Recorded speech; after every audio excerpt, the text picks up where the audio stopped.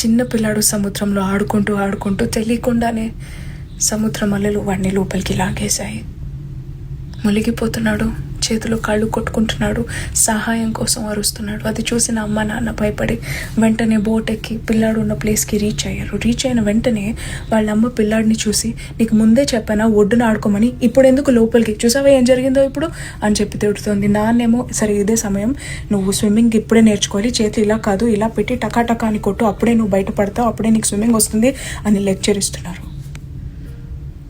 కానీ పిల్లాడికి ఏం వినిపించట్లేదు. వాడు డ్రౌనింగ్ సిచ్యువేషన్లో ఉన్నాడు, చావు బ్రతుకుల మధ్యలో.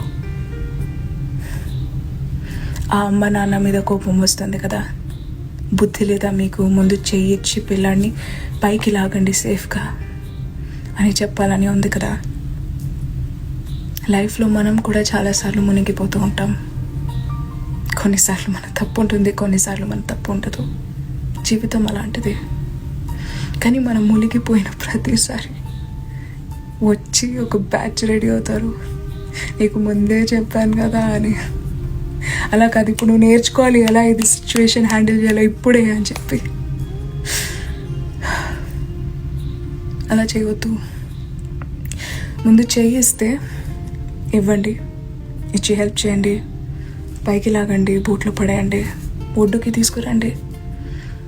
నీటిలో పడి చచ్చిపోతానేమో అన్న భయంతో కొట్టుమెట్లాడుతున్న పిల్లాడి గుండె వేగం తగ్గే వరకు హత్తుకోండి. ఏం జరిగినా నేను నీతో ఉన్నాను అని భరోసా ఇవ్వండి. నీళ్ళంటే మళ్ళీ భయం పోయాక స్విమ్మింగ్ క్లాస్లో జాయిన్ చేయండి. అంతేగాని మునిగినప్పుడే నేను ఈత నేర్పిస్తాను అని అంటే చచ్చూరుకుంటారు. ఈ లెక్చర్లు ఇచ్చే పిచ్చిని దూరంగా పెట్టి